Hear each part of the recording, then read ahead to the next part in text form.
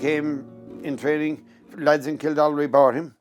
They went up to the sales. They were going a little syndicate of them, and didn't hear they were talking so excited going buying this horse. They didn't hear the vet set read out. Luckily enough for me, because he was read out with a mummer in his hat, and who had bought him as a foal was a great judge of a horse, John Sheehan down in Dungarvan, who had also a war of attrition and several good horses, but never really got paid for him.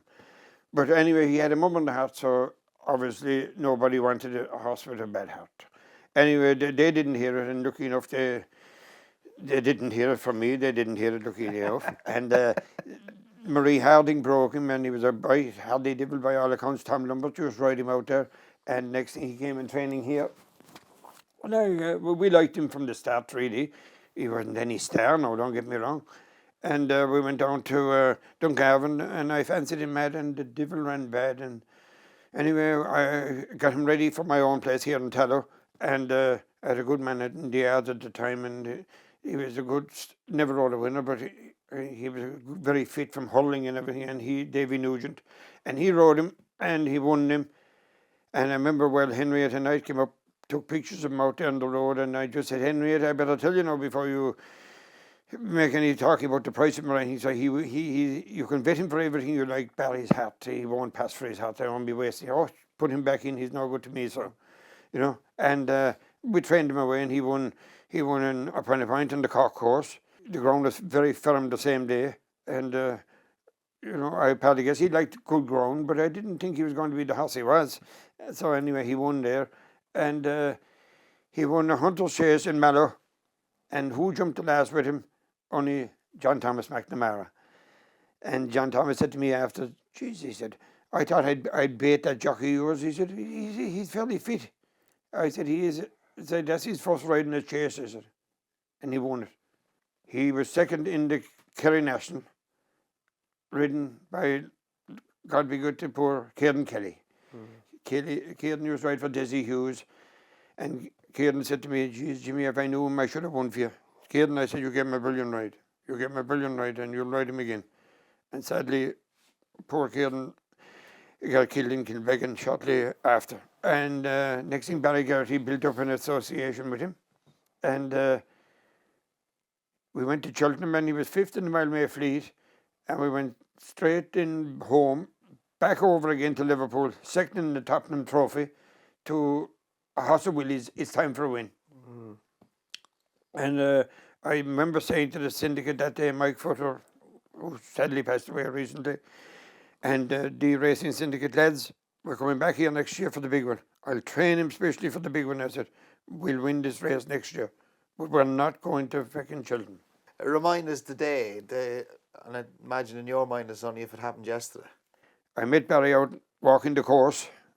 My friend Marcy Hatton was with me, and I met Barry, and I said, Barry, I have one thing to tell you now. I said, one bit, and I don't like giving top men like you, telling you what to do.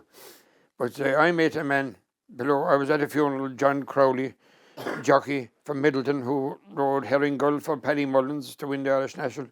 I rode a good few winners for John, and I was down at his removal, I said, in Middleton the other night, and I asked Paddy Curley, who had ridden in several nationals, had he any tip for me?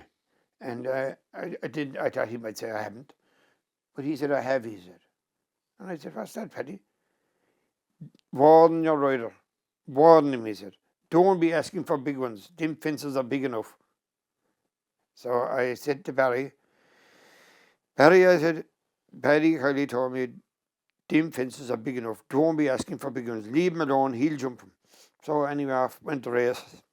We always joke about it today, Barry and myself. But halfway through the race, Barry saw us straight, and he wound Monty's pass up. Oh, Jesus. Monty put down, and he hit the fence, and all was okay anyhow.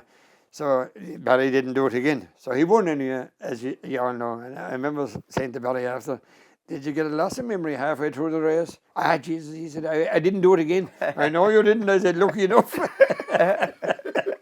Yeah, we always joke about that, but you know, I think only for a meeting Paddy Curley that day, I might never have won the national. He didn't just win, Jimmy. He didn't just win, you know, and my God, we had some celebrations, and my God, it was just 12 lengths. Yeah, he had a mighty day. You had a good job done them now. Well, I'll have to compliment the wife as well, Mary. She, we really did fancy him. The ground, everything went 100%. And we went back the year after, and everything was 100%. And I said to Barry, geez, you mightn't believe it, Barry. I said, he's in better form than last year. He only the weight size gone up. Anyway, he finished fourth to Amberley House. And Amberley House was third or fourth the year before to him. Soft ground that year, wasn't it? Yeah, and Amberley House actually was also more than here. The build up during the race. And after, look, the there was aftermath. everybody was, there was banners up, wishes as well going off, and it was going to be a great occasion for the area if it came off. Everybody was backing him and fancying him. And I know people had never backed the horse in their life and haven't backed the horse since. I say, they all backed Monty's past that day, and we went to Liverpool. Yes, we did fancy him, and look, Mike Futter was a great, tremendous, unbelievable punter. But I remember talking to a fellow in Galway, and he said to me, "What about the National?" So you're building a house. I'm roofier. Well, so he'll pay for the roof if you back it. And I met him since. You're dead right. He paid for the roof. Yeah. Look, it was a great day. What can I say? Everything went according to plan. We were really confident with him because the ground was perfect, and Barry had 3 or 4 winners in Cheltenham. He was leading rider in Cheltenham that year, and Barry had look. I said he'll be hard to beat, and look, he had a great run through the race, and came to the canal turn, form broke clear. Gunnar Welburn, I think Andrew Balding trained him, and I said Barry Geraghty was standing up in the Irelands and waiting to pounce from the last home, and I knew when he'd ask him there would be a response, and there was. It was great. When he came to the elbow, he was clear. Yeah, it was incredible. I was nearly choked to death with fellas pulling in me and tugging me in. Yeah, it was incredible, really. Yeah. What was your initial reaction? I've now won what is nearly the Holy Grail, isn't it? I know people talk about the Gold Cups and whatever else, but the Grand National, the Entry Grand National, it's not just racing people, it's everybody in the world can touch on the Entry National. Yeah, look, I suppose I'll carry it to the grave with me, that I trained the winner of the Grand National, and that he was trained here in Connacht. It's and the signs are still up home of Monty's Pass. Even though he's R.I.P. now, but anyway, he was a super horse, and he has really put me on the map, and he put the area around here, which is a great area for the horses, and it'll be known forevermore as the place where Monty's Pass came out of, and he won his maiden down here in my own land in Tello Point. He was nearly 30, which would be 100 in human terms, and he lived a good, healthy life, and I brought him to lots of charity things, I remember one of the best days we had, I brought him up to Marymount Hospice, where sadly people with the cancer are very well looked after, and we had a great day up there. I remember Tara, the girl that works for me here, we went up in the morning, and oh my God, everybody was coming out. I said, if they ever stop coming out taking photographs, and he was so good, Monty's Pass, and it was nearly 4 o'clock in the evening, and I said, everybody is finished now, we loaded him up, and we were just going away, and next thing the nurse comes out, stopping me, and she said, oh look, she said, there's 2 patients here after waking up, they want their photograph. And they said, the dude just opened the small door and stick out. He said, stop. I said, we'll take him out. Then people wanted to see the horse with a photograph. We'll get Monty's Pass. So we took him out again.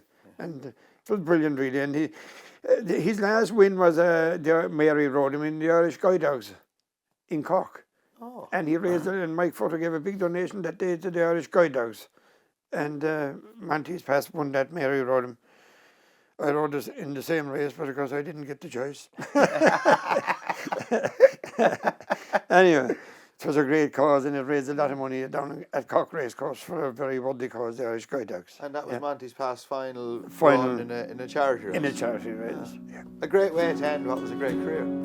Great way to end a great career. I mean, he didn't go back on a pointy line like that. We wouldn't do that. But no way. It was great to come across a horse like him. You dream of them things, you know.